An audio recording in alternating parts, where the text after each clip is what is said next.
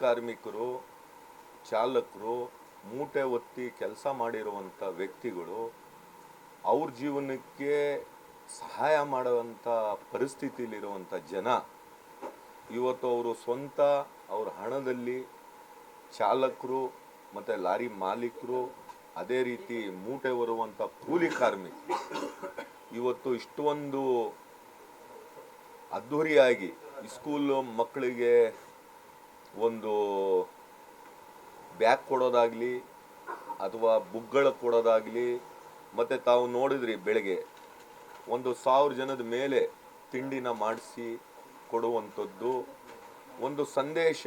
Birthday ಮಾಡ್ಕೋಬೇಕು ಬೇಡ ಅಂತ ನಾನು ಯಾರಿಗೂ ಹೇಳಲ್ಲ, ಆದರೆ ಇವತ್ತು ಇಲ್ಲಿ ಇರುವಂಥ ಕೂಲಿ ಕಾರ್ಮಿಕರು, ಮೂಟೆ ಹೊರುವಂಥ ಜನ ಇವತ್ತು ಸಹಾಯ ಮಾಡುವಂಥ ತೀರಾ ಬಡ ಜನಗಳಿಗೆ ಇದನ್ನು ನೋಡಿ ನಾನು ಮನವಿ ಮಾಡ್ಕೋತೀನಿ. ಯಾರು ಬರ್ಡೇ ಮಾಡ್ತಾ ಇದ್ದೀರಾ ಅವ್ರಿಗೆ ಒಂದಷ್ಟು ಮಕ್ಕಳಿಗೆ ಬುಕ್ ಕೊಡೋದಾಗಲಿ, ಬ್ಯಾಗ್ ಕೊಡೋದಾಗಲಿ. ಲಾಸ್ಟ್ ಟೈಮು ಕೂಡ ಈ ಮಳೆ ಸೀಸನಲ್ಲೇ ಲಾಸ್ಟ್ ಇಯರು ಕೂಡ ಜೋಪಡಿಗಳಿಗೆ ಟಾರ್ಪಲ್ನ ಕೊಡುವಂಥ ಕೆಲಸ ಮಾಡಿದರು.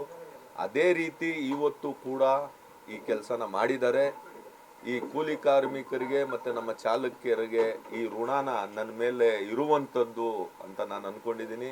ದೇವರು ಎಲ್ಲ ಕಾರ್ಮಿಕರಿಗೆ, ನಮ್ಮ ಚಾಲಕರಿಗೆ, ನಮ್ಮ ಲಾರಿ ಮಾಲೀಕರಿಗೆ ಒಳ್ಳೆಯ ದುಡಿಮೆ ಕೊಡಲಿ, ನಮ್ಮ ಜನ ಶಾಂತಿಯಾಗಿ ಇಲ್ಲಿ ಬದುಕಲಿ ಅಂತ ಹೇಳಕ್ಕೆ ಇಷ್ಟಪಡ್ತೀನಿ.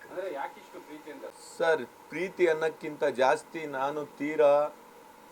ನಾನು ಕೂಡ ಒಬ್ಬ ಕೆಳಗಡೆ ಮಟ್ಟದಿಂದ ಬಂದಿರುವಂಥ ವ್ಯಕ್ತಿ. ನಾನು ಕಷ್ಟ ಸುಖ ಅವ್ರದ್ದೆಲ್ಲ ತಾವು ನೋಡ್ತಾ ಇದ್ದೀರಿ. ಕೂಲಿ ಕಾರ್ಮಿಕರು, ನಮ್ಮ ಚಾಲಕರು, ಯಾರಿದು ಈ ಬಡ್ಡೆನ ಯಾರು ಮಾಡ್ತಾ ಇದ್ದೀರಾ? ನಿಮ್ಗೆ ಅನ್ನಿಸ್ತದೆ, ನೋಡಿದ್ರು ಕೂಡ ಅನ್ನಿಸ್ತದೆ. ಶ್ರೀಮಂತರು ಮಾಡುವಂಥ ಇದಲ್ಲ. ಆ ಪ್ರೀತಿನ ಅವ್ರ ಜೊತೆ ನಾನು ಏನು ಇದ್ದು ಅವ್ರ ಜೊತೆಲಿ ಕೆಲಸ ಮಾಡಿರುವಂಥ ವ್ಯಕ್ತಿ ನಾನು.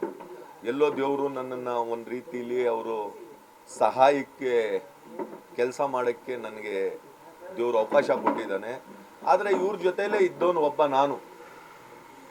ಈ ಜನ ಏನು ಇವತ್ತು ಕೂಲಿ ಕಾರ್ಮಿಕರು ಇದ್ದಾರೆ, ಅವರು ಕೂಡ ಕೂಲಿ ಮಾಡಿದಾಗ, ನಾನು ಲಾರಿ ಚಾಲಕನಾದಾಗ ನನ್ನ ಕೈಲಿ ಮೂಟೆ ಎಳಿಸ್ತಾ ಇದ್ರು. ನಾನು ಅದು ಮರ್ತಿಲ್ಲ.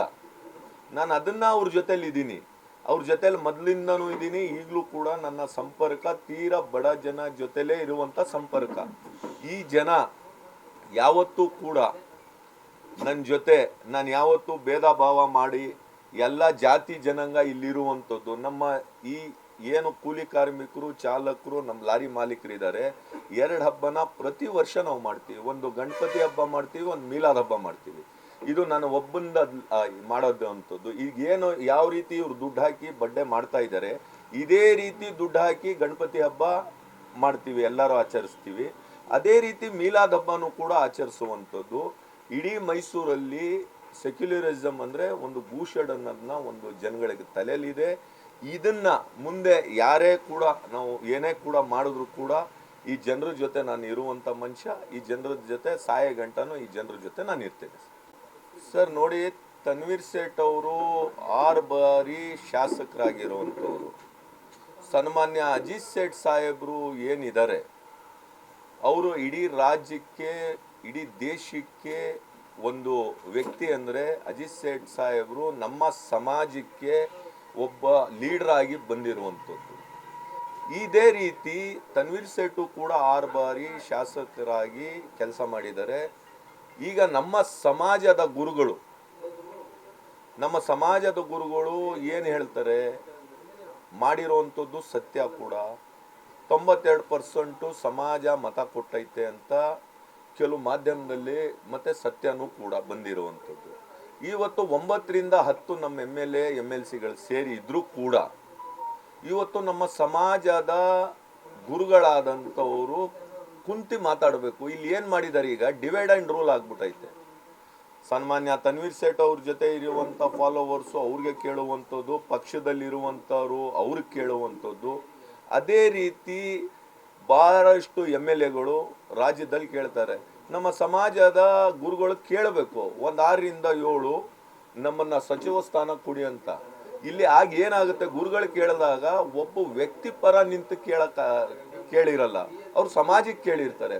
ತಾವು ನೋಡ್ತಾ ಇರ್ಬೋದು, ಸನ್ಮಾನ್ಯ ಡಿ ಕೆ ಶಿವಕುಮಾರ್ ಅವ್ರಿಗೆ ಸನ್ಮಾನ್ಯ ಅವರು ಗುರುಗಳಾದಂಥ ಆ ಸಮಾಜಕ್ಕೆ ಸಂಬಂಧಪಟ್ಟಂಥ ಗುರುಗಳು ಕೇಳಿದಾಗ ಅದಕ್ಕೊಂದು ವೆಯ್ಟ್ ಇರುತ್ತೆ. ಅದೇ ರೀತಿ ಸನ್ಮಾನ್ಯ ಪರಮೇಶ್ವರು ಡೆಪ್ಟಿ ಸಿ ಎಮ್ ಕೂಡ ಆಗಿದ್ದಾರೆ. ಆ ಸಮಾಜದ ಗುರುಗಳು ಕೇಳಿದ್ದಾರೆ, ಅವ್ರಿಗೂ ಕೂಡ ಒಂದು ಸಿಕ್ಕುವಂಥ ಕೆಲಸ ಆಗಿದೆ. ಆದರೆ ಮುಸಲ್ಮಾನರಲ್ಲಿ ನಮ್ಮ ಸಮಾಜದಲ್ಲಿ ನಾವು ಒಗ್ಗಟ್ಟಂತ ಹೇಳ್ತಾ ಇದ್ದೀವಿ ಅಷ್ಟೇ. ನಾನು ನೇರವಾಗಿ ಹೇಳ್ತೀನಿ ಮಾಧ್ಯಮ ಮುಂದೆ, ಒಗ್ಗಟ್ಟಂತ ಹೇಳ್ತಾ ಇದ್ದೀವಿ ಅಷ್ಟೇ, ಒಗ್ಗಟ್ಟಿಲ್ಲ.